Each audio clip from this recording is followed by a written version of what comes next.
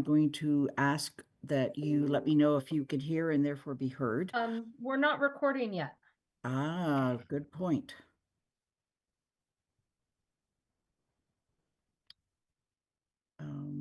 Athena, are you running the meeting or is Melissa? Melissa is.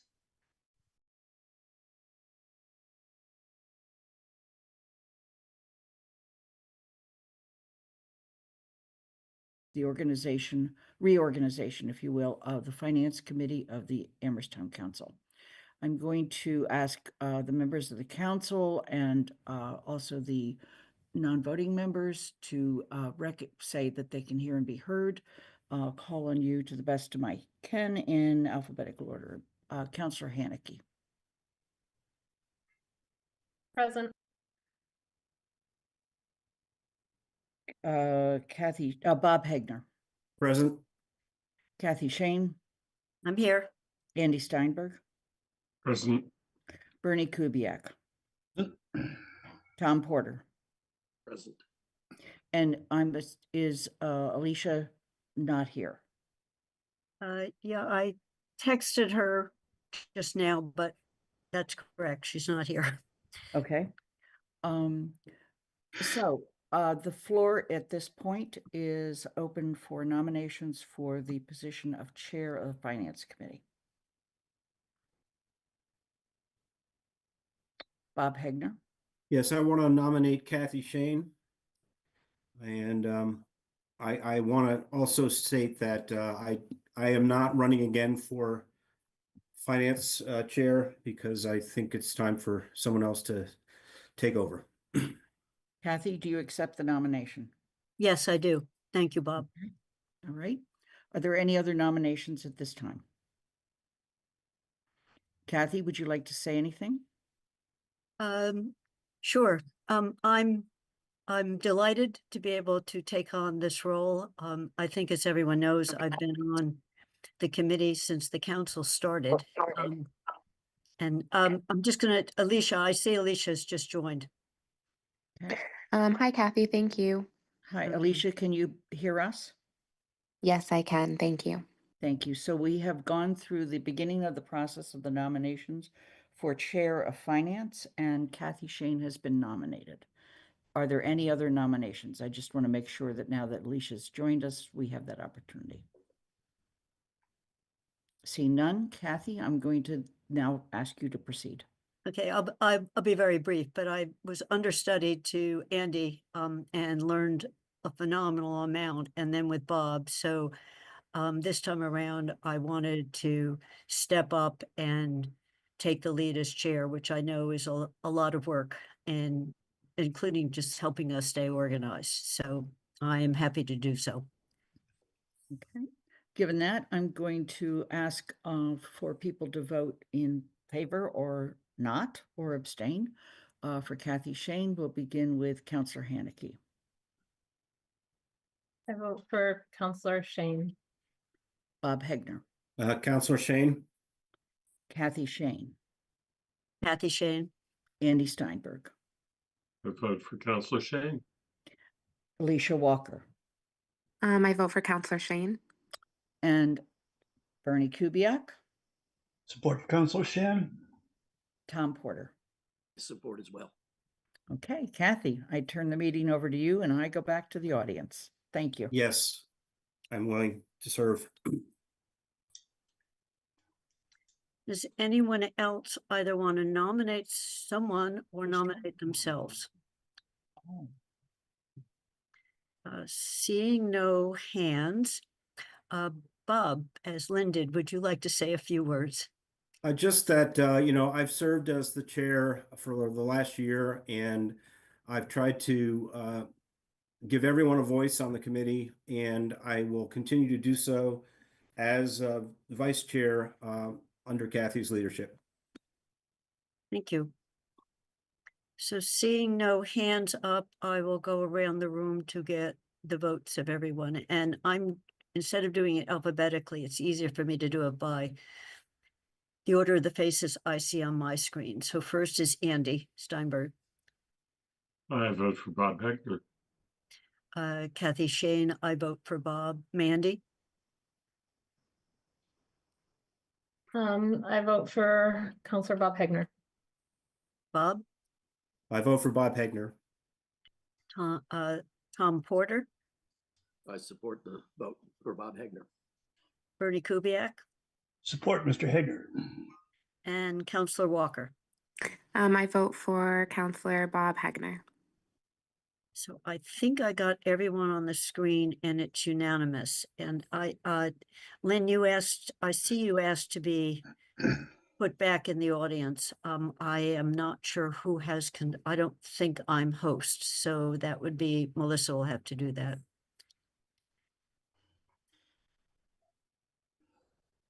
So jumping in my role as chair, I did I did for once print out the agenda. Which I usually just look at on the screen, but I have a hard time looking at faces on the screen. So we've set it up where we are first hearing public comment, and then we'll get to what's on the agenda for the day. So we are now open for public comment.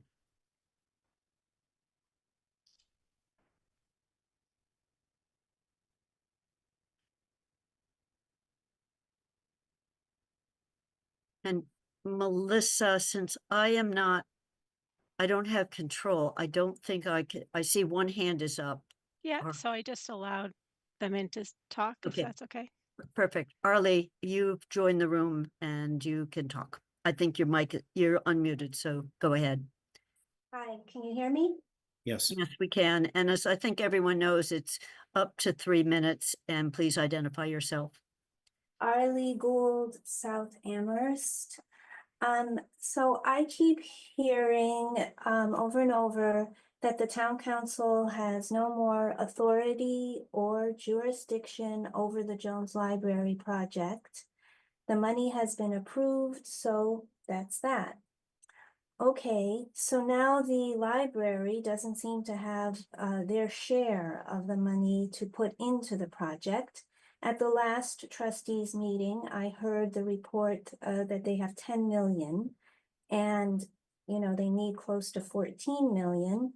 And I was also told by a friend that this 10 million includes 2 million of pledges, which they haven't received yet, and the federal 2 million. So that they actually have 6 million right now. And now the town manager says that he will not sign a contract until he has proof that the library has all their money. So little old me out here in the public, a tax-paying citizen, has to wonder. So one person is going to decide if the library can meet its financial obligation.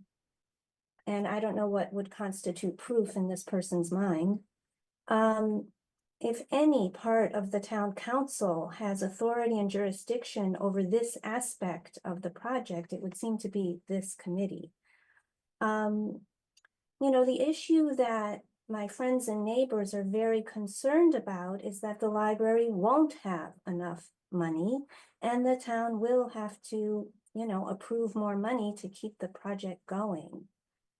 That the town council has every right to be involved in this aspect of the project just seems to be common sense, because if the library doesn't have enough money, it's the town and the taxpayers that are going to foot the bill. Thank you. Thank you, Arlie.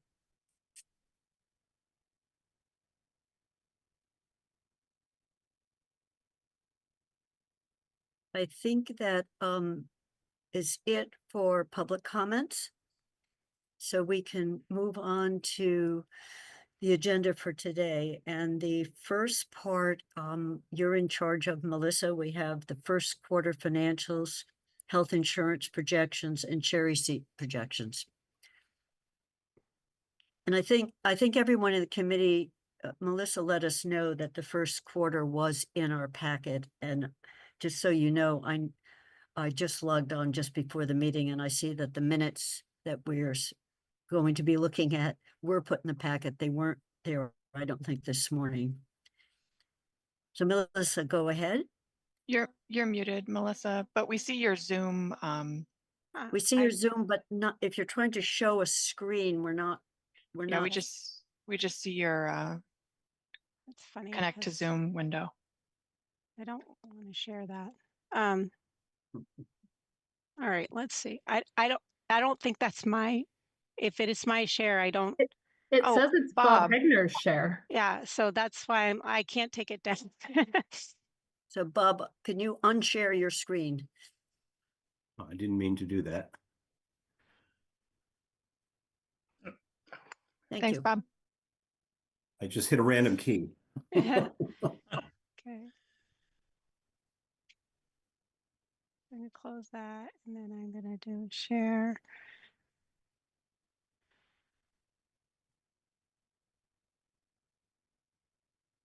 So now can you see the report? Yes. Yes, and if you could move in on it more to make it somewhat more readable.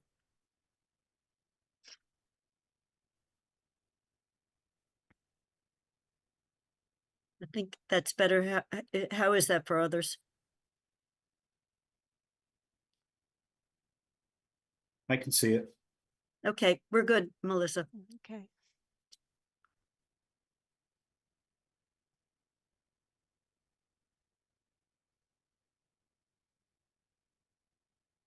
Are we ready for me to scroll down? Yes, absolutely.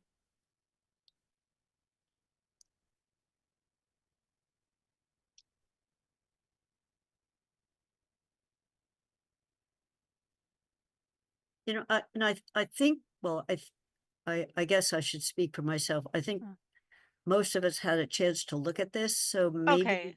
maybe you want to do as you're scrolling, give a summary of what we're seeing or what the take homes are from first quarter. And just, yeah. So it's it's easier for me to look at the data. That's just the way my brain works. So but I guess what the takeaway from the first quarter is that things are you know, kind of where we expect them to be. The there are several departments that are more than 25% of the way through their expended budget, but that is based on normal timing in the departments. For example, like Cherry Hill, that season, you know, is in the summer and the spring, so they spend and use their money, you know, at the beginning of the fiscal year, and then they're sort of on break right now until they start up again, you know, in the spring again. The Medicare reimbursements, they only come in twice a year, and so that's why, you know, there's not a whole lot to see there. Motor vehicle, the commitment one is billed in, you know, February, March timeframe, and so I would say that 85% of all motor vehicle bills are collected in the early spring, late winter. So you won't see a whole lot of motor vehicle excise collected in during that time. There's a summary of kind of where we are with hotel, motel, and the pilot is, you know, most of the stuff from our internal pilot payments that we call pilot payments from our enterprises, we transfer that in the first quarter. So that's why it's front loaded in the fiscal year. Expenditures are, you know, right on track at 25% for the departments that are heavily based on salaries and us, you know, expending, you know, biweekly to our rates. But several departments, again, recreation, like the pools and the Cherry Hill, they're seasonal, so their seasons impact the spending of the budget accordingly. Departments like information technology, all of our renewals of our software that we use, those payments are due in July. All of our assessments are due at the beginning of the fiscal year. Our interfund transfers are done at the beginning of the fiscal year, so they show up as revenue in one fund and expenses in the others. And the way that the library is structured, they They also pay an assessment, so their assessment is charged for the full fiscal year of their for their employee benefits, but they also use the general fund portion of the library budget before their grant, so it will spend faster at the beginning of the year. Enterprises, similar experience. We charge them their assessments for their fringe benefits and other interfund transfers at the beginning of the year, so they front load those. We front load those expenditures. And then this is just the detail of the individual departments. Revenue sources, kind of where we are. If there's any in particular that you want to ask about, feel free, and we will do our best to get you an answer.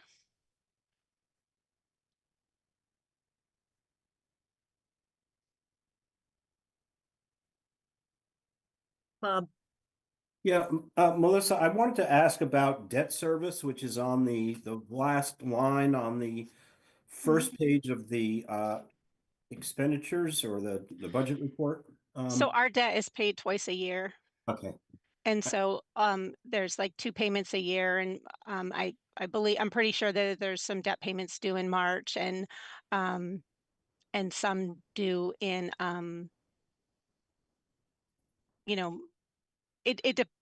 it's not evenly spaced. It's twice a year. There's a full principal payment, and then there's a principal. There's a principal and interest payment, and then an interest payment.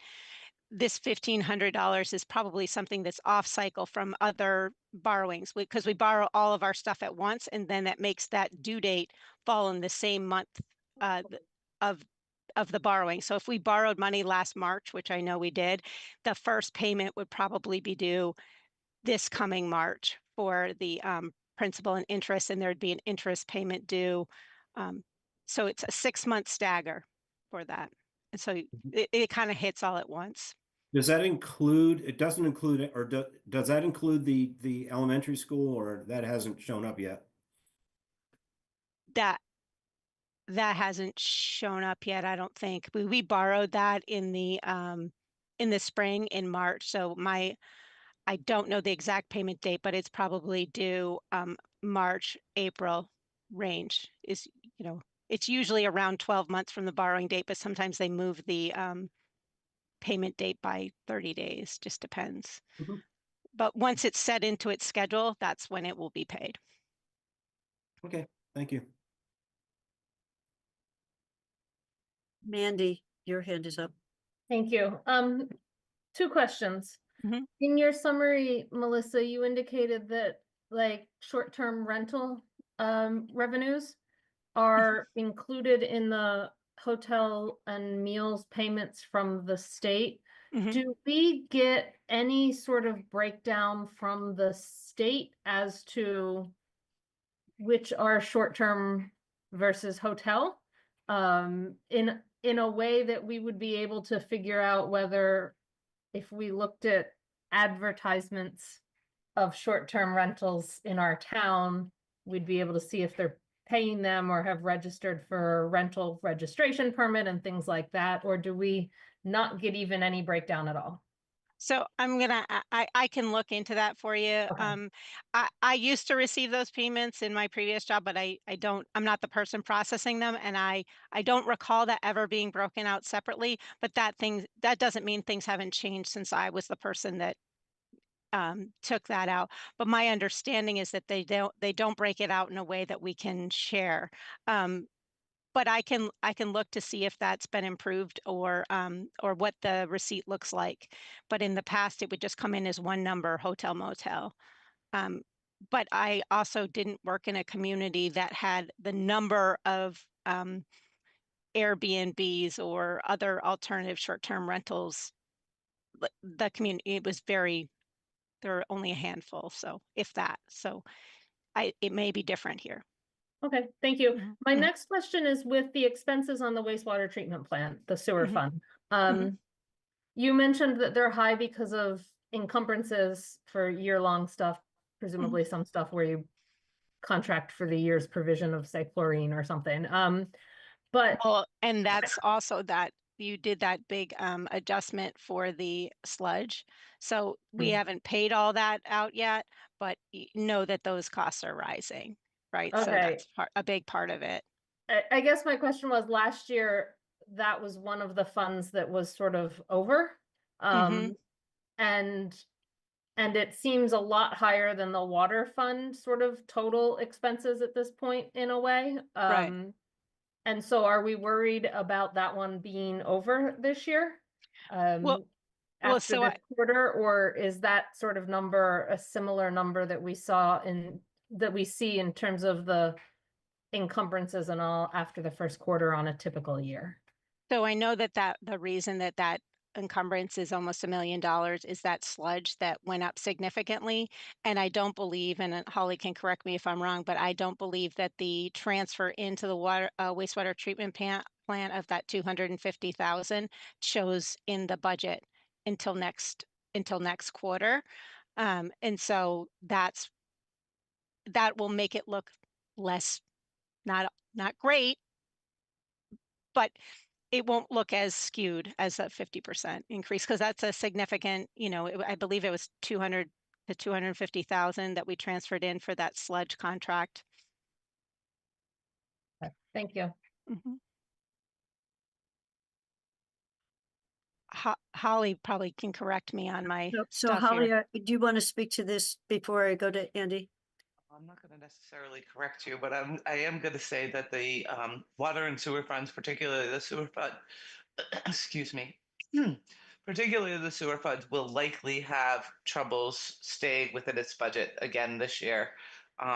The aging infrastructure at the wastewater treatment plant, pipes, pumps, motors, just the cost of repairs and the age of the equipment, the repairs are, um, you know, uh, much higher than we anticipated. So I would say that that is one that we're going to have to follow very closely through the second half of the fiscal year to make sure that they could stay within their budget. But Melissa is correct. The town council orders adding the additional $250,000 for the sludge, and there was also one, I believe it was $20,000 for the solid waste fund, were not voted until January, so those will actually not be shown in this report. Excuse me, until the third quarter.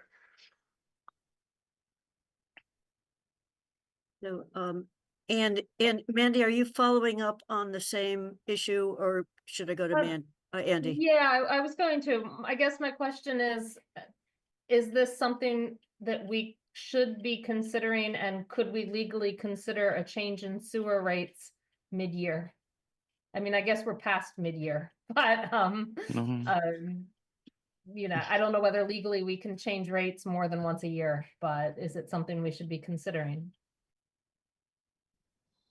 So I don't know legally or not legally. I know that what we have been looking at as we prepare for the budget is, what we anticipate the increased costs are in these departments. And we've had internal meetings to talk about where we think where the rate should be based on true expenditures and foreseen incoming costs. So while I don't think that we would change it mid-year, we certainly are talking about it right now about what it should be next year and in the years to come to sort of cover these costs and deal with the infrastructure that needs to be maintained in the wastewater treatment plant. And it certainly is, to your point, a more obvious problem in the wastewater treatment sewer fund. And while still there in the water fund, it's not as extreme or as urgent. It doesn't, it's not rising, the costs aren't rising as quickly. Andy. Just to follow up on what Mandy was just asking, and then to ask one other question. Um, I think that my recollection of this question of changing rates mid-year, that we've never had to face it because as long as there are retained earnings or fund balance within the fund itself, that there's no reason to consider making it unless the deficit is so large. And I was just wanting to see if that recollection of policy is correct and just add it to the conversation if so. That would be, I think of it as reserves, but Andy Yeah. said, these funds are carrying reserves in them. So I think the question, Melissa or Holly, is are there enough reserves that without a rate increase, we'll be able to cover, without a mid-year rate increase, will we be able to cover whatever you anticipate, are re-anticipating the costs? I think that we'll be fine. I mean, unfortunately, we've had to deal with this the last several fiscal years, over and over, trying to find a way. I would, you know, dare say since COVID and a lot of the businesses and colleges being shut down, we've had a hard time kind of recouping the revenues. The revenues and the consumption seem to be doing a little better this year, but it's still just a little bit early to tell. I think that we'll be fine. I'm not certainly recommending any changes to rates at this point. Andy is correct. If the revenues fall short of what we anticipate, but the expenditures still are as high as they were budgeted, we could use our retained earnings to fill that gap in the revenues to meet the expenditure level. I mean, we certainly cannot go over on our expenditures. That's not allowed. If our revenues are short, we can take it from retained earnings to increase that. I'll have to double check on the retained earnings figure because we did use some, and I don't think I've calculated that in quite yet, but I can do a rough calculation on that. I think we'll be fine. It's just going to be a struggle, but we'll get there. So, Andy, your hand is still up. Yeah, it is up because I actually was originally raised my hand to ask a different question, but I was following Mandy's line briefly with the other question I asked. What I was going to ask about is the cannabis revenue. And the reason that I'm always concerned about cannabis revenue is that we know we have said that we estimate at the end of the year after certification of free cash, the amount of the cannabis revenue is what we would base normally our suggestion of a transfer to the to that particular fund, stabilization fund.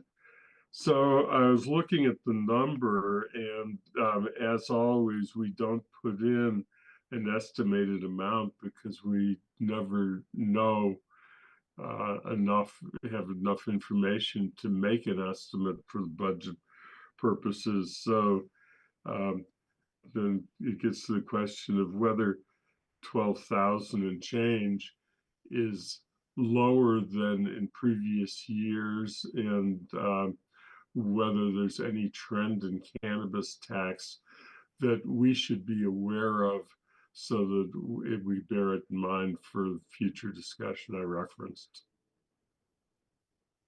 So I do think it's lower than, like, it dropped significantly from fiscal 24 to fiscal, from fiscal 23 to fiscal 24 when we made that transfer. And sort of what I understand is that, cannabis sort of took off in the early years of it of it being legalized, and it has really sort of slowed to a much more. It doesn't produce revenue in Amherst or anywhere else in Massachusetts at the level it was in the beginning. It's I think that the other question that's been on my mind is whether the a number of retail establishments and the success of the retail establishments within Amherst has been diminishing, and whether it's something that we just have to expect. But I'll leave it to my colleagues to see if they have any further questions along these lines. Thank you. Bob, well, did you want to speak to this before I go to Bob? Sure. Yes, I think Andy's absolutely right that, you know, the revenues are going down and the host community agreements are being not enforced as much by the Cannabis Control Commission. So I think it's a small number, but it's something we're tracking.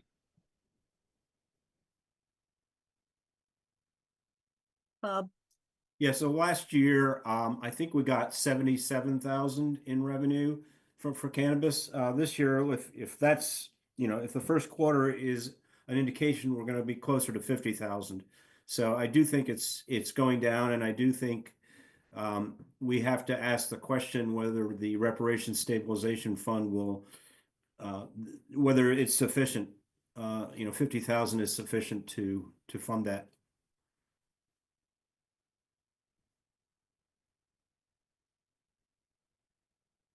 Are there any other questions?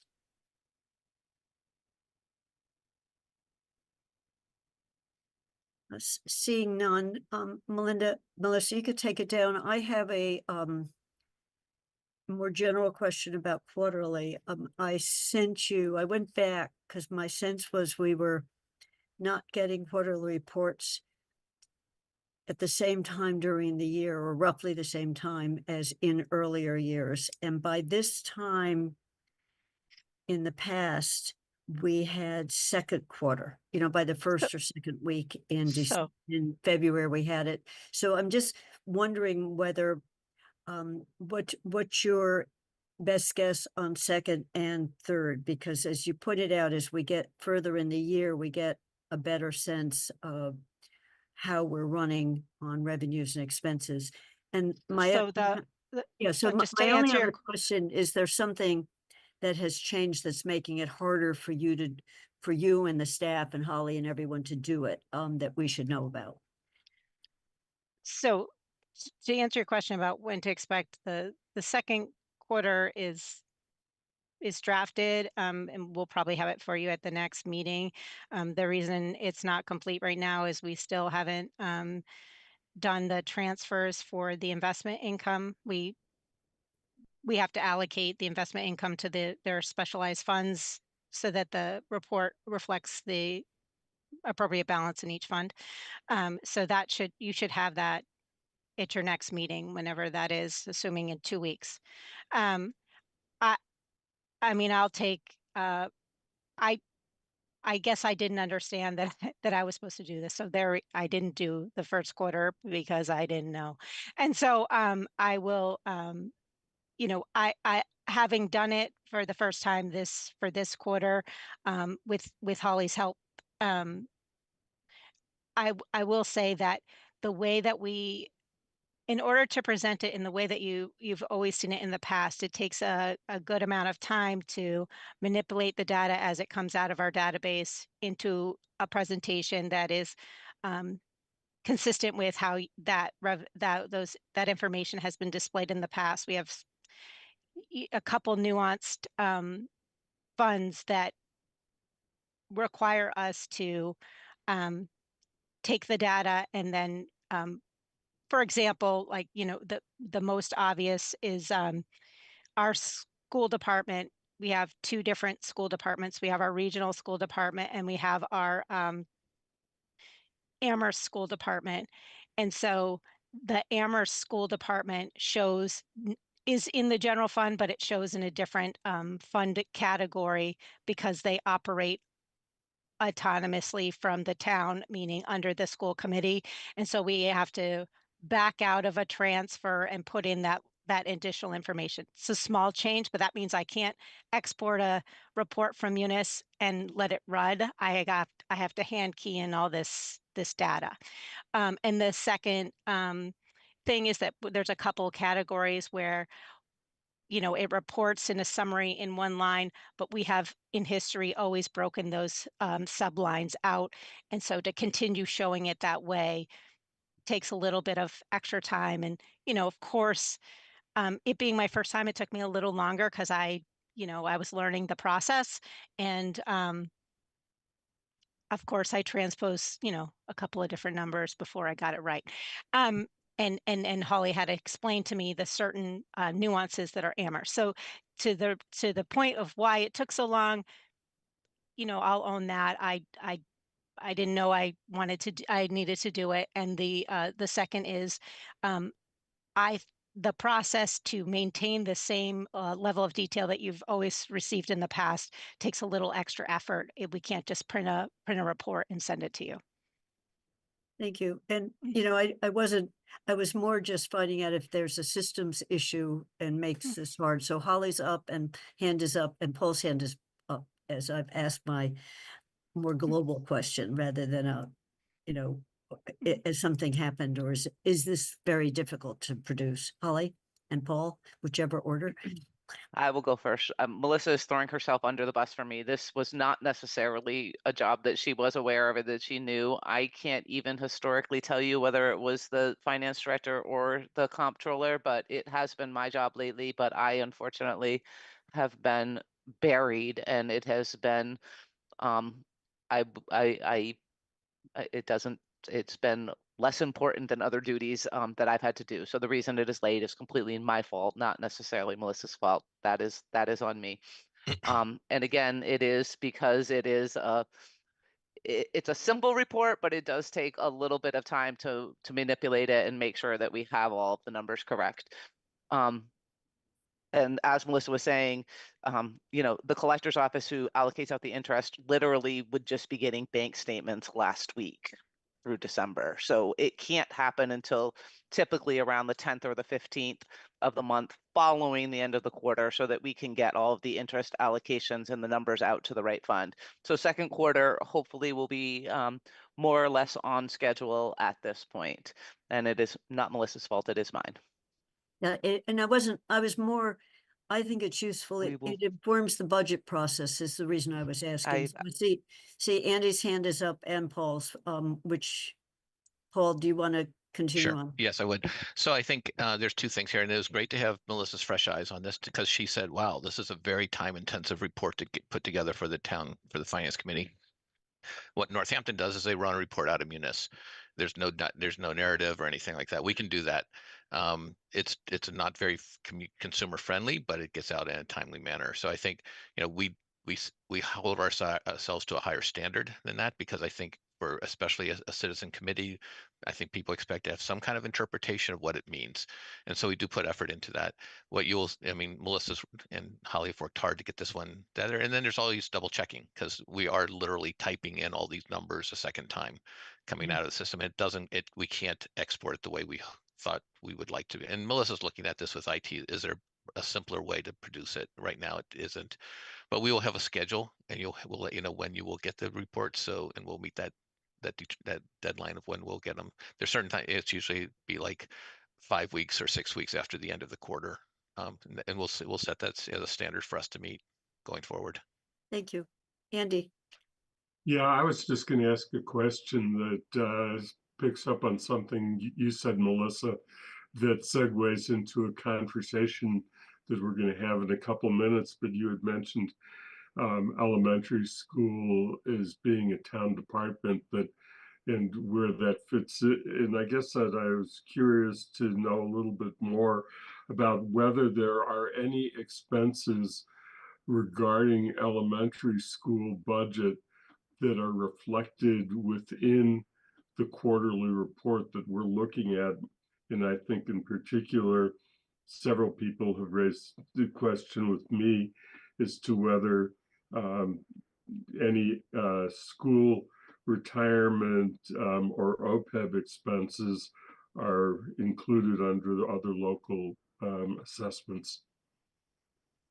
So this right here is the elementary school budget. And so this is something that we manually put in because that's run. If I was to export the Munis report, this information comes on a completely different report. Just so that you understand, it's the 1,000 is our town general funds, 1,500 is the elementary school general fund. And so this is what we have to manually key in here. And so this is how much they have spent, 3 million of their $26 million budget thus far in Q1. So that's where you would see that in this quarterly report.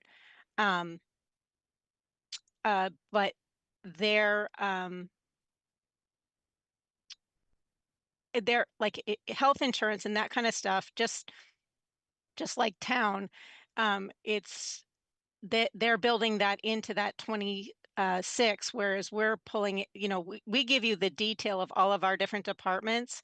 The elementary school has departments in their budget as well, but that's not something we report on on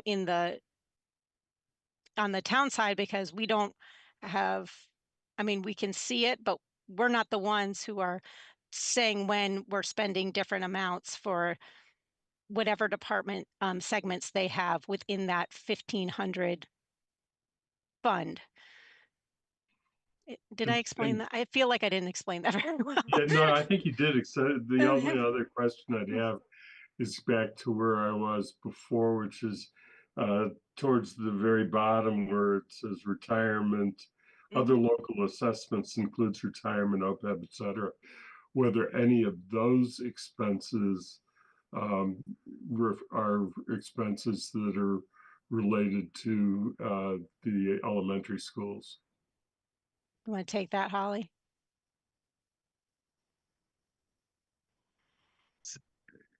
Excuse me, having a little trouble with my voice today. So the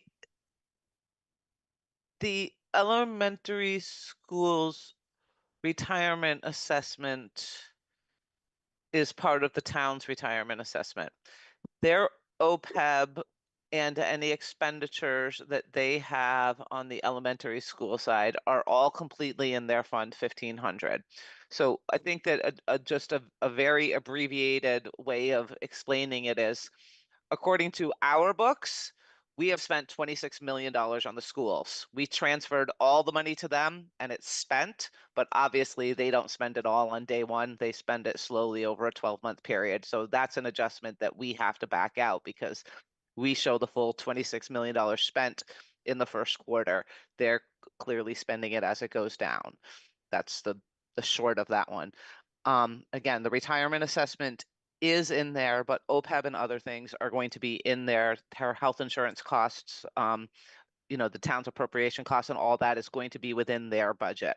So my guess is that they must, again, they report to the school committee. The school committee is in charge of the budget. Their school committee is the one who authorizes payments out of their budget. So my assumption is that they must be doing some sort of report back to the school committee.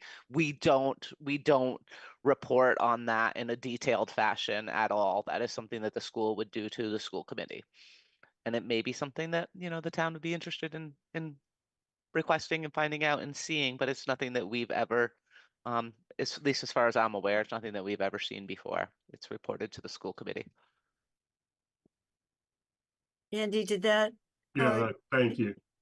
Okay. Any other questions on budgeting? Paul, in terms of the quarterly reports, at least I would welcome if there's particular kinds of changes that would make it less staff time and, if the numbers aren't ready, the numbers aren't ready. But if it's the notion that we're retyping numbers is a little bit scary to me. in a budget process, as opposed to be able to download a number. So if there are improvements, go for it, in my opinion. Agree. So Thank you, will do. So the next two items are both reports from health insurance projections and cherry sheet projections. So I'll initiate. So when we last spoke, and this, we'll be discussing this with the budget coordinating group tomorrow. When we last had our projection, we said there were two things that we're waiting for at the end of January. One was the governor's budget, and the other is health insurance. So we have bad news on health insurance. The increase that has been given to us is 19.92%, which is the top range that Maya has, which actually tells you that we probably deserve a higher percentage increase, but it's been capped. That's a significant number. This is not good news for the town, nor for the school department or the library. We have a and so what do we do about this large increase? And why do we have the increase? First off, because we are utilizing health insurance at a higher rate than what we're paying to the company entitles us to. Basically, they're losing money on every member of our town and our school district. So they're trying to make that loss ratio more in line with whatever they expect to be. In order to make that loss ratio better, you either use less services or you increase rates. The only tool they have is you increase rates. What are we doing about that we can control? We have the state law requires us to have an insurance advisory committee, which is made up of all the collective bargaining units in the town and the schools, along with non-union employees and town staff. And we meet pretty regularly with them to update them on what health insurance. This is a shared problem between employees and the organizations, i.e. school, library, and town, because the employees also, their percentage went up as well. The tools that we have are to go out to bid for a different company. We don't think that that would make a significant difference because our claims are our claims. People are going to look at what our existing rate of use is, and they're going to price accordingly. We can have a less rich plan, which is the focus of our conversation tomorrow, is to say, where can we increase deductibles? Where can we increase copays? Can we adjust the plan benefits in some way that would lower the cost? And that will lower the cost. There is you do item X and it reduces your rates by 1%. So I think we have already had that conversation with the Insurance Advisory Committee. They seem to recognize the need to do this. For the town bargaining units, it's pretty much a conversation. I believe with the school bargaining units, it's actually an item of mandatory bargaining. I'm not positive about that, but I think we've been trying to work through a consensus model with all the employees to say this actually makes sense for everybody. So we will have that conversation with our labor groups tomorrow, and that will probably continue over several weeks as we try to sort through what the impact is and what the various changes that we'll put on the table and they will suggest will be. The goal is to reduce the percentage lower than 19%, and because it can't get worse, and do the best we can on addressing this gigantic impact on our budgets. Melissa, do you want to add anything? No, not really. I mean, that pretty much sums it up. I mean, the hit to the budgets, like Paul said, is going to be difficult for all of the groups. So it hits us all, meaning the library, both school areas and the town side equally. And I'm sure that the school department is trying to figure out right now what they're going to do to adapt to this increase, because it is certainly more than we had hoped. And I know that for us, we're not entirely sure at this time, how to manage that within the town's, budget just yet, given what the increases in revenue are, and the increases for this health insurance is significant. And hopefully we can get it down a little bit, but it's going to be significant either way. And that comes at the cost of something. It comes at the cost of doing something else. And that's just the reality for not only the town, but the school and the library. So, And just so you know, we had budgeted, we've been putting in 13% in our working numbers. So this is higher than what that number was. So the closer we can get to 13%, the better off we will be. So we had already factored in the 13%, as did the schools. So it's really that delta between 13 and 19.92 that we're working through. Mandy and then Bob is what the order I see. A couple of questions. The percentage is awful.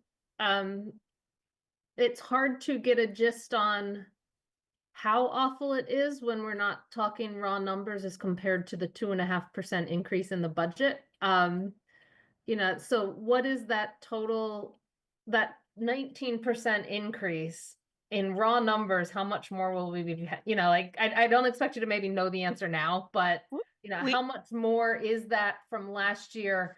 And then I can look at what the Prop 2.5 is and see how much of that Prop 2, of the 2.5 property tax increase is it subsuming? Like, is it subsuming more than 100%? Is it subsuming 80% of that increase?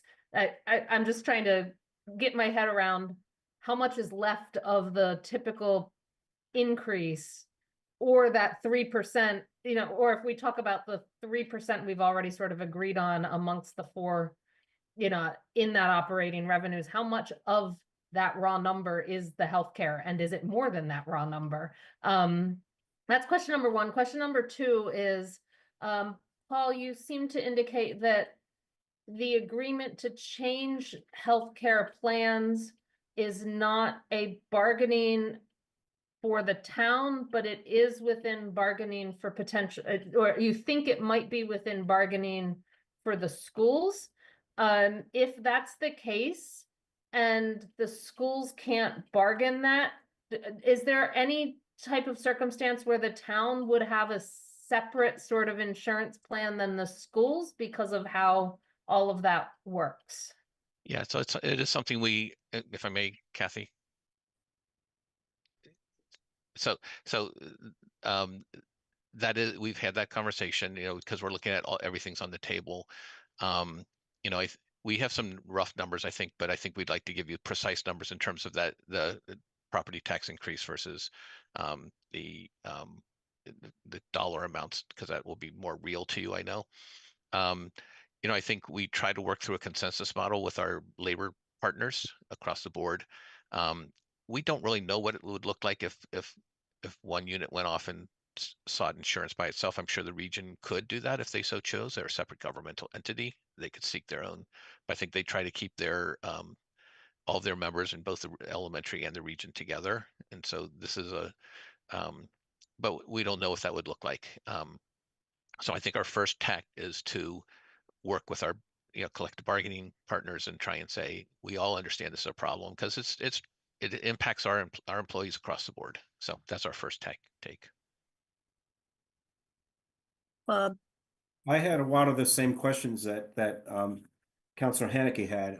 The only other question I have is, and I think this is implied by what you said, Paul, is if we were able to change the policies to increase deductions or deductibilities or things like that, would we be able to see some savings in this fiscal year, or would it be next fiscal year that we see the savings? So it's plan design is the thing that's on the table. So that's something we have a fair amount of control over. The savings would happen on July 1. That's when the new rates go into effect.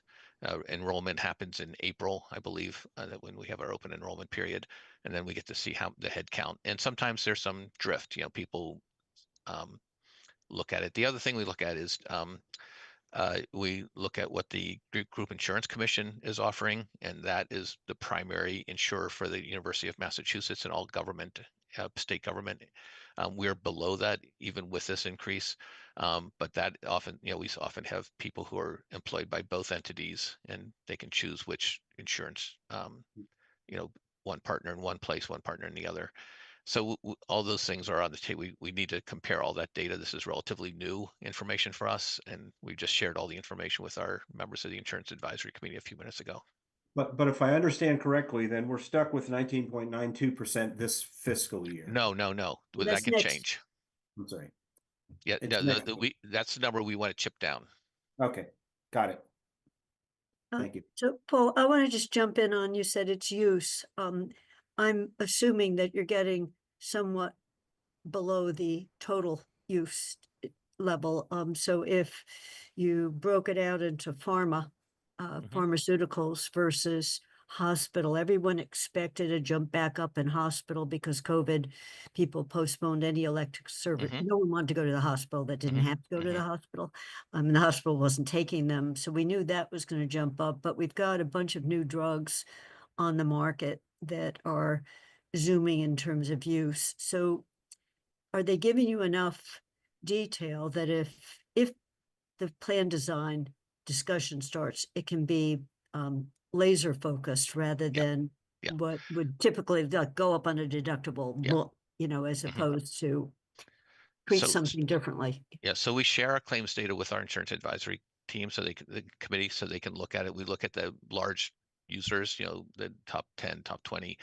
Those are capped. There's reinsurance for all those large users. If you get a person who's spending, whose care costs $500,000, $600,000 a year, that's all capped. So that's taken out because that's the benefit of being in a larger pool.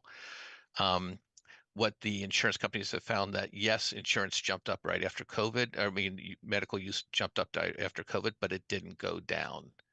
It stayed up, much like construction costs. It jumped back up after COVID, and then it just stayed, and so it's stuck.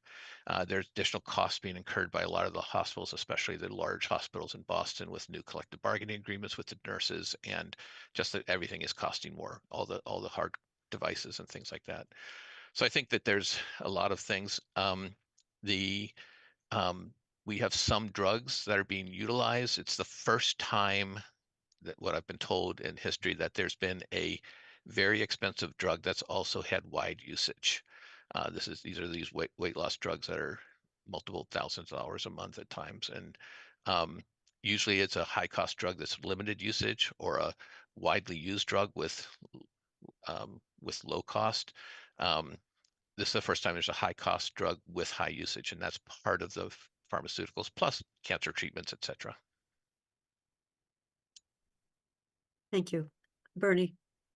Hey, Paul, I'm assuming that the pharmacy schedule under the insurance policies the town buys is similar to the one that I have under the GIC, which is there's a range, so that the more expensive drugs, there's a greater copay for the more expensive drugs. Yeah, is that true? Yeah, the brand name drugs, we steer people away from them to generics and things like that. Okay, thank you. So that's the first bad news story, and then you have the second one to tell us, right? So the cherry sheet projections, Melissa? Yeah, so not necessarily bad news. Okay, no, bad. They're just not as good as, they don't fix the problem. How about that? Yeah. So I prepared a little something, and it is in your packet, but I put it in there just this morning. So I'm going to share my screen again. And what I did is I took our our trends that we have presented in the past, and I just added the 26 estimates to these, to our state aid versus our assessment versus our net aid. And so what you can see here is that the increase this year, when you get to the net of it, it's like $117,000, and I'll show you that as I go further down these slides. But you know, it's a fairly small increase. A lot based on the fact that the increase to the receipts is quite good. I believe just over 500,000, but the increase to the assessments is over 400,000. So that's how we end up with not as much surplus to be added to next year's. It's not as big of an increase to next year's revenue as we might as hope, because you can see that's less than 1% of the overall in the net increase to the town. And I also did, you know, this here, you know, chapter 70, school tuition, unrestricted aid is the lion's share of it, similar to what we've presented in the past. But you can see that the increase in the assessments is what's driving, you know, what was a fairly decent increase from in revenue. The increase in the assessments is so much greater by percentage that we, you know, we only end up with the small increase overall. And this is by each category, and this is from you know, from the DLS website. And you can see that we have a significant, you know, a small increase in chapter 70, a 2.2% increase in unrestricted aid, and those are our two big numbers. There's a big increase in charter tuition reimbursement, but that is, as you know, just a portion of what we had paid out in previous years for charter reimbursement. And that charter reimbursement does sort of stay just like it doesn't go directly to the school. And then, you know, veteran benefits, that's really about veterans, you know, how much benefits we're giving to veterans. So an increase there doesn't really, isn't really, you know, it's an offset of a portion of the money we're spending or that we spent last year. And the same with the exemptions. We get a portion of that back. And then you can see that the big drivers in the assessment are, you know, regional transportation, which is going up a significant amount, and that's for our PVTA, our portion of the PVTA assessment. And what's new this year that we didn't see last year is a charge for special ed.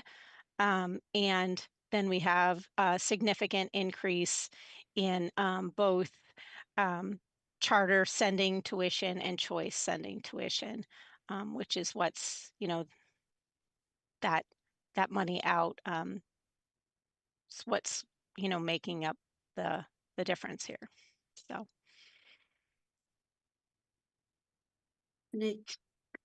I'm looking for hands. Maybe I'll jump in. Is the cherry sheet you showed us just for municipal, and there's a separate one for the regional school? There absolutely is a separate one for the regional school. Okay, so so let's first, if there are any questions on this, and then find out what the regional school side look like. Bernie? Yeah, these are, of course, the governor's numbers, right? Yeah. Okay, so we can hold out hope that that they go up. that it go well. Typically, it does go up, but how much it goes up is always a guess. But that doesn't mean that. It means this is a start. Not great news, but it's a start. Mandy? State-owned land. Even for the year. So that's clearly we're in a hold harmless with this new formula that they came out with and talked about at MMA. And what are we gonna do to, you know, push the state on that?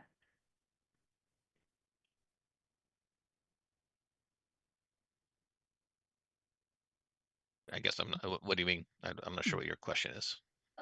I guess it's in the last couple years that state-owned land number has Oh, state-owned land. increased 50 some thousand a year, somewhere between 20 to 50,000 a year, and it's being held at a 0% increase this year.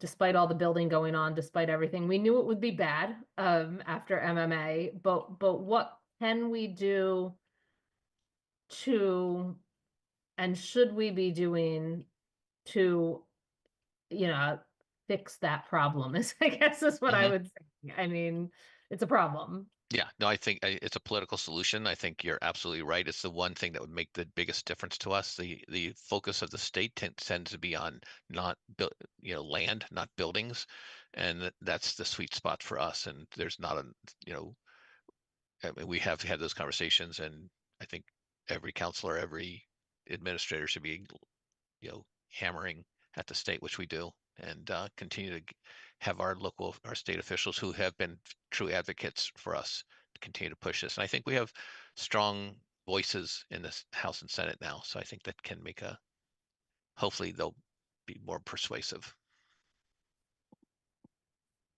Andy,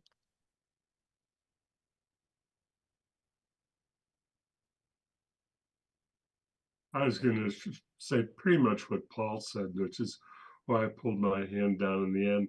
We've had this discussion in the Fiscal Policy Committee at the MMA, and it's a difficult issue because, well, there has been reform in the state-owned land pilot. It has really been driven by concern of communities that had been the way the state-owned land that is just land is valued, and that there were a few communities that had very unusually high returns for the amount of land they had because they're like Cape Cod communities that had very expensive property. And so there was an effort to try and do more for some of these very small towns that have tremendous tracts of state-owned land. And that was where a lot of the state budget increase in state-owned land came from. But since they were only still valuing land and not buildings or uses of the land, they have not done that. It has never inured to our benefit. I have tried, and we've gotten some language within the MMA policy to pursue this issue on behalf of towns where there is a substantial impact on the community from the state-owned land that is much greater than the value of the land without any buildings on it. But I think that it is a political question that is going to take a lot of time to actually see if there's any movement within it. And it is a discussion that we should be and are having with our own legislative delegation. That's really the only thing I could add. any other comments on this? Okay. And So there- Melissa, you said you either put it in the packet or you will put it in the packet. Yeah, I put it in the packet. And I think there's one other thing we want to mention was, which in reviewing the council's budget guidelines, Melissa's been working on local receipts and looking at what those numbers can do within our professional judgment are safe to say. And do you want to talk about some of the adjustments that you're making on that, Melissa? Yeah, sure. So, I don't really have the projections ready to show here just because I feel like so many things are changing in the past week or so with the new information we've gotten and just sort of different environments. But taking your what the council put in its guidelines into account.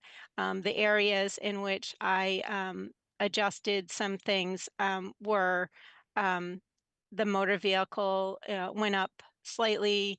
The interest income went up significantly. The permits and licensing went up a good amount. And I feel like there was one other a line that I went up a little bit, and everything else kind of stayed within, a percentage or two that we usually move it. But those were the areas that I thought that we could move a little bit on. Hotel motel. Hotel motel, maybe, yeah. Yep. So the other thing is that Holly has gone into the retirement assessment, and when going through the detail of that, the actual assessment to the town portion versus the enterprises was slightly different. And also I had put in our estimated number with the total assessment that the retirement board charges us. We do receive a discount if we pay the bill in advance in July, which is our practice. And so when we take into that into consideration, there was a significant savings in that line. So we were able to, what I think we're able to do is push the percentage of increase to the 4 towns to 3.5. I'm pretty Not to the sure to our 4 departments. to our 4 departments, yeah. To 3.5. So that's where I think we are with that.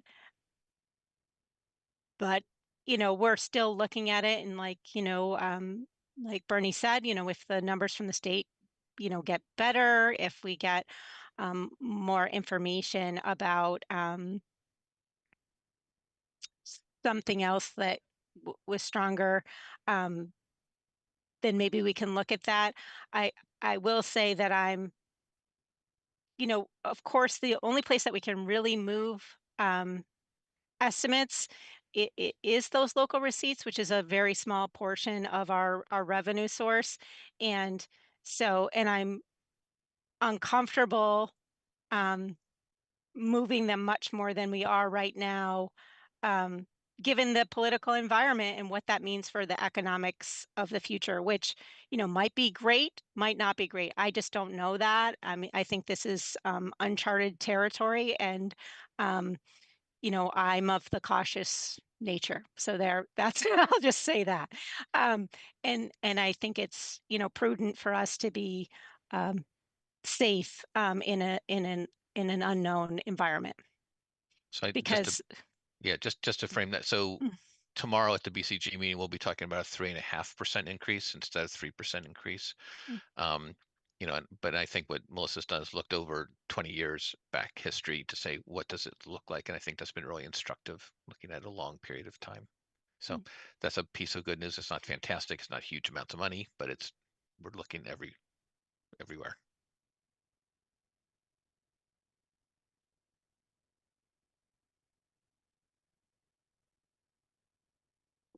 I'm looking for any hands on that, because this is actually a good segue into the next item on the agenda. Bernie?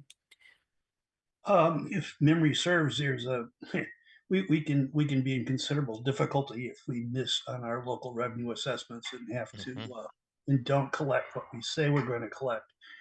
That rolls into the next year. And so it's not a question of, well, we guessed wrong. It's a question of, we guessed wrong and now we have to pay again. So, I understand the caution and concern about local receipts. They don't don't have the data in front of me, so I can't go back over 20 years and see how frequently or how reliably these repeat. But the only thing that we can truly count on in terms of the town's budget is getting something like 98% of the property tax revenue. So anytime we start maneuvering around the edges, we're we're taking a risk, and people just need to acknowledge that. So because I did it, I'll share it with you, Bernie. So this is our investment income. And I will say that in this particular graph, I did truncate. I want to make this bigger. I don't know how it shows for you on the screen. But I did truncate off 24 because 24 goes like off the chart. And so it's not that I want to hide that, but I wanted to show the variation in the 20 years leading up to when the investment income spiked. And so you can see that we've never had investment income above 500,000 until we hit 22, 23, and 24, where it went, admittedly just off the chart by comparison. And I will say that I did some, my memory serves back in 2004 and 2005 and 2006. That's when I could get, 8 and 9% CDs. So that's what I remember from my days of working in a treasury department. And so, now we're getting around 5, and it's going to between 4 and 5 now for investment income. But like we talked about in the past, we have deposits on hand today that are short-term deposits, meaning a couple of years that we have those because of delays in capital projects. We have money on hand that we didn't have 20 years ago to make that investment income on, even though the interest rates at the time were significantly higher than they are today. So that's sort of the history. You can see that it peaked, in the early 2000s, and that's when we had those high interest rates, and then stayed really low for quite some time. And now, this orange line is, what we were estimating, which obviously is very low. And this is when, it went to 700 in 2022, and it went, to over 1 million last year. So, it jumped twice significantly. But I just wanted to show that, yes, it's very high right now, but it does peak and valley, and it has multiple years of unusual. And then the other one I looked at, oops, that's just everything. This is licensing and permits. And so you can see how that kind of goes up and down. And so while I pushed that receipt to be slightly higher, it does, with the economy, the building industry has peaks and valleys. So those were the two that I chose to just really dig into. I can dig into some others, but that is the rationale behind the thinking of why we're conservative, because what you don't want to do, to Bernie's point, was where the actual goes below the estimate, and then you have to make up this difference from somewhere else. Bernie, do you have follow-up comments? Just another caveat here. When reference is made to our investment income in the stock market, there isn't, we can't hand our tax money to Warren Buffett and say, here, generate something. We're restricted by law to pretty plain vanilla kinds of instruments, and so we're not as they say in the market, we're not shooting out the lights. Right. Yeah. So Bernie's referring to the legal list, and that's why most of our short-term investments end up in money markets and CDs. And so that's why I use the CD rate, because that's, and it has to be fairly short-term so that we can pay our bills when they come due too. Thank you. Mm-hmm. So we have next on the agenda is the letter, the school committee letter that was sent to us, or response that was sent to us, commenting on the guidelines. Oh, yep. Well, I shouldn't say I'm jumping forward. I just want to make sure we were finished with this part. Yeah, I don't think there was a correspondence sent to the council. Am I missing something? I don't think the school committee sent anything to the council. I didn't think they voted on anything. No. No, it was in our packet with that label, but no, it wasn't from the council, right? I don't So think a the school committee hadn't voted on anything. It hasn't been sent yet. So at the moment, there's not a letter to discuss. Okay. So this, okay, give me some sense of what you're saying. Is it in our packet where we're supposed to discuss it, or are we supposed to wait? I think it was included on the agenda in case they had voted and sent it on, so Okay. the committee could discuss it. But it was a draft that was included in a school committee agenda, I think a week or two ago. Okay, And as far as I know, we haven't received it. They didn't vote on it, so nothing to discuss at the moment. okay, thank you. I was prepared to ask some questions and I'll just send the questions in. Okay, next is Council Order FY 2505, an order appropriating funds for a portion of the town's Amherst capital program. And it's best to show that on the screen. Yeah. So this, as you know, is the council order that for roads that was originally presented back in the fall and then was voted down and then now was asked to be sent back at a different dollar amount for 500,000 for roads and sidewalks. Are there any questions or comments about the order? Mandy? It's not a question. It's a comment on where my vote will be. So I figured I'd put it on the record. I'm gonna vote against recommending this. Not because I have a problem with roads and sidewalks, but because I would like to see this transfer in the FY 26 JCPC capital plan to be discussed at JCPC as an additional 500,000. I think it's time that if we're going to be using free cash and end of year free cash excess because of end of year surpluses, that we roll them into the next fiscal year's JCPC process. That doesn't mean that's all I'm going to say. And so I will be voting against it. Here. Andy? I guess I'm going to take the opposite perspective and say that I'm going to be voting for it. It is consistent with prior practice of the committee, but most important, every year the cost of construction goes up further.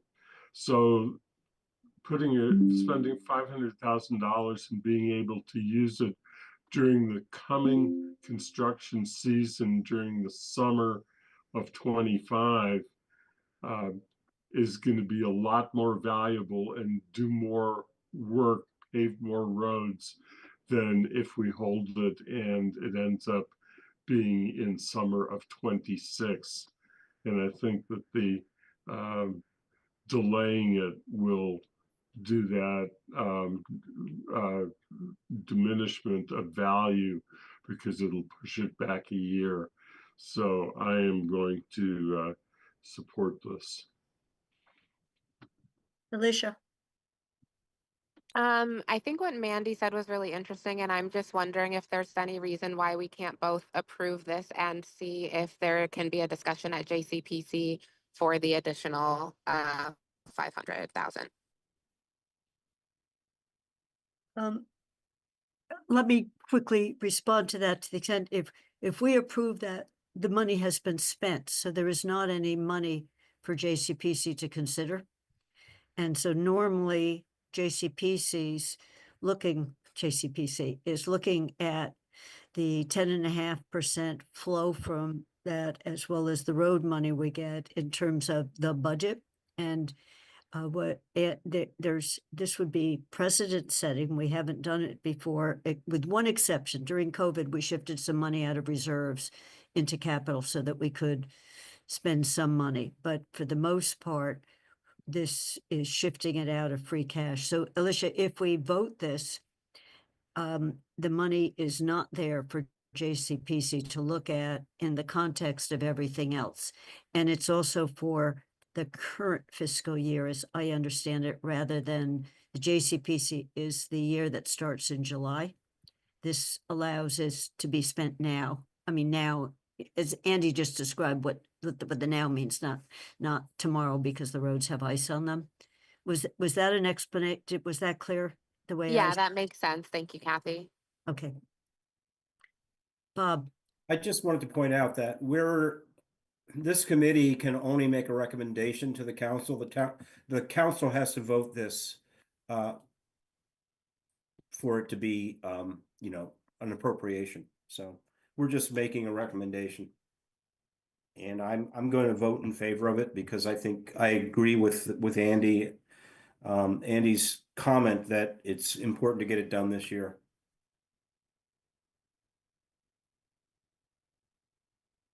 any other people's comments? Then I have one. Mandy's conceptual idea that if we have, and I did, as people know, I missed a finance committee meeting when we were finalizing the guidelines. And we've left very interpretable wording is the way I would talk about it in surplus. But the idea that if there is surplus at the end of the year, beyond what the targeted funds, that it would go into the capital discussions rather than we would just make an expenditure out of it, was embedded in those guidelines, although it doesn't say thou must. It indicated that we could. And that's something that we haven't done in the past. So Mandy, you know what you're proposing would be new on, rather than spend it now, put it in. And if you put it in, it doesn't become part of roads, it becomes part of the pot. And then becomes allocated back out. So is there better use of it? I would have, like the concept of that the free cash, extra free cash decision doesn't get made in an interim period, that instead it gets available for pieces. But since we, as a council, we voted to ask the manager to do this, I'm going to stick with my vote that was asking him to do it, because we did hear quite a bit from residents that this is a high priority for them. So anybody else want to comment before I look to a motion to, as Bob pointed out, this is a motion to recommend to the council that they approve this rather than we're not spending the money right now. Marnie. We have a chronic shortfall in the kind of infrastructure money that we need, not just for the roads, but for for other pieces. Whether it's the sewers, whether it's water, whether it's storm drains, culverts. So I would think that should the JCPC wish to do that, have a discussion about this, they might want to generate a list of priorities for the manager's consideration should surpluses occur. This is some areas where you could target those spending, so it doesn't look like this. We can't call this Christmas in June. It's not. We're constantly short of money for this kind of stuff, and I think we could do better. The JCPC could do better if they developed a priority list of expenditures should new revenues become available.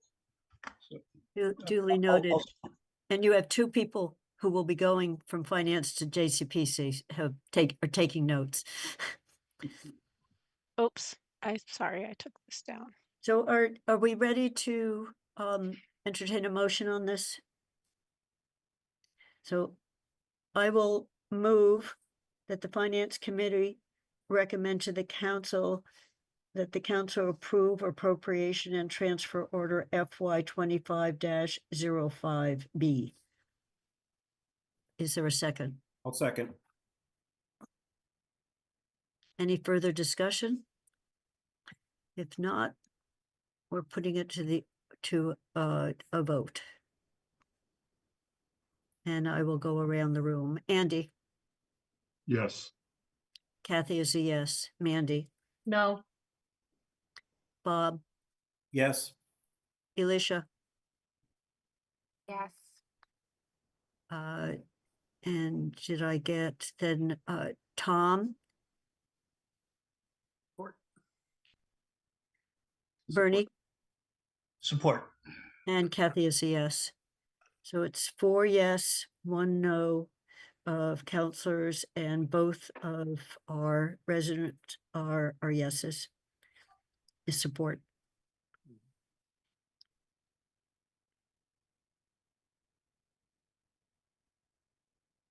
Thank you. We have 1, 2, 3, 4 sets of minutes on this agenda. And when I checked early this morning, they weren't there, and now they are there. So I started to read them, and I see a few of them have either typos or some odd wording in it. So I don't think they're quite ready to approve unless someone went through it with a fine-tooth comb and have edited them. So I think I see Athena's hand is up on these. We have, thanks, Kathy. We have a new minute taker, and in all honesty, I didn't have a chance to look at all of these. I think I looked at the first set that he sent in. So if you'd like, I can take a look at those and then we can put them on the next agenda. But the first set that's on the agenda should be in good shape because I did edit that extensively. Okay, I just saw one. I mean, it may be just that if people want to authorize me, I saw one in the March 5th that seemed to have me say the same. It was something I said, and it seemed to be that I said it twice. It might have been that I said it twice, but it's the same. We don't need to do it verbatim on the minutes. No So, shade, Kathy, but it could have been the case. If you you know, said so the it's same literally thing, the same phrasing. So if, yeah, if you said the same thing twice, doesn't matter. I mean, that just. right, so it was. For emphasis. Should It we was put in the March. emphasis instead? As It was David in the, Byrne, it was in the, said, say it something was more in the specific. March 5th set. So if people want to give me permission to read it more carefully and just fix it, I don't know whether people had a chance to look at the other 3. And I also looked in back packages. We have many more minutes. They just haven't been on the agenda that had been prepared. They were in draft minute form. So I would like to find out if people would consider a process. If I find out the whole sets of minutes and I give you a list of all of them, that various people raise their hand and take on 1 or 2 to read them quickly, and then we bring them and we could do them as a group. But I'm willing to entertain any other way. I would just like to get through a backlog so we can start fresh on the minutes. So March 5th was the one where I saw some odd wording, and I didn't get a chance to look at April 2nd or May 3rd. So if anyone else got a chance to look at them all and thinks they're fine, then I think we can go. Bob. I did not have a chance to look at them, but I will volunteer to look through all the older minutes if you want to assemble them, Kathy. Okay. Because I kind of feel responsibility that I should have made sure that we approved them, so they weren't Okay. sitting in limbo. So then I see one sort of odd wording that I can work with Athena to fix on March 5th. And it's around Shane, and there are 2 sentences in it. If we want to get through that one, or we can just assign all of them to Bob. And I'm willing to go with any suggestion here. This is, to me, it's housekeeping to get us up to as current as we can. I don't see any other hands. So maybe we'll do the whole set, Bob, including March 5th, so I can just get that to you. Andy. I was going to just suggest leaving it to the chair and the vice chair to Okay. make that decision. Okay, so we will do that. So then the next item, and I think this is the only final item, is a meeting schedule. It appeared that the 2 o'clock on Tuesday worked for everyone. We're in the past, and I shouldn't say in the past because it's probably varied, that 2 o'clock Tuesday was right after the council meeting, which gave us time, a lot more time than Bob had in the past year. For if there was a report to write, we could write the report and we could all look at it. So if that was the case, the next council meeting is next week. So we're off a cycle. So I don't know how important or not important people are, but every other Tuesday. And then as people know in May, it's more intensive in May. Mandy. Yeah, I mean, it's always easier to talk when we have it dated out, but I would prefer a regular schedule that isn't necessarily attached to the council meetings, because council meetings are not always 1 and 3. And Okay. so it would make it, I would prefer something that is like 2 and 4 or 1 and 3, and sticks to it unless there's an actual holiday on a Tuesday. Except obviously when May comes around, we are likely once a week, if not twice a week. So Mandy, your suggestion it's either the first and the third week or the second and the fourth week? Yeah. And if it was the second and the fourth week, we would meet again next Tuesday, correct? Then we'd have 3 meetings in February. Well, yeah, then we would, it's, we can say February is the odd one out and we met this week and then we meet the 4th, but does anyone have any preference of second and third or second and fourth or first and third Tuesdays of the month? Bob? I think first and third work for me, just so we can count as Councilor Haneke said, we can count on that as we can set our, we can set our minds to that. And sometimes it'll be the week before the next council meeting. Sometimes it'll be 2 weeks before. Okay, so then I will work with whoever I need to work with, whether it's Athena or Melissa, to get out a schedule that gets us to May, and then we can have a discussion on what the May schedule looks like. But then June, July, August, so the rest of the year will also be this first and third. Did that work for everyone? Yes. Yeah, let me just interject that typically after we hit the finish line in June, we want to take some time off. So I would maybe make July and August just one meeting per month. Okay, great. So you're saying that in general it's 2, but it's not. We don't have to meet twice, which is perfect. Yeah. Any other talk or ideas about meeting schedule? Okay. There are no items that weren't anticipated by the chair because I wasn't the chair, but beyond that, there are no last minute items, but I see Tom's hand is up. Tom. I have a last minute item. Okay. Thank you, Kathy, for taking on the responsibility, and congratulations on your election. And Bob, thank you especially for your service this past year. Thank you. Thank you for that comment. And thank you for your participation. Yeah.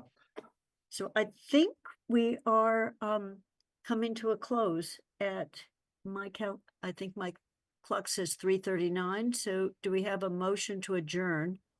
Also move. I'll second. And I will go around for a vote. Andy? Yes. Kathy's a yes. Mandy? Aye. Bob? Yes. Tom? Sure. Yes. Bernie? I object. Alicia? Yes. And I really want to, Melissa and Holly, thank you for the extra work that went into today. And I know the extent you're working behind the scenes. Not only is it budget season, but it's a complicated budget season, maybe even more so than in the past. So thank you both very much for being here with us and for what you both do. And with that, we are adjourned at 3:40 in the afternoon. Thank you.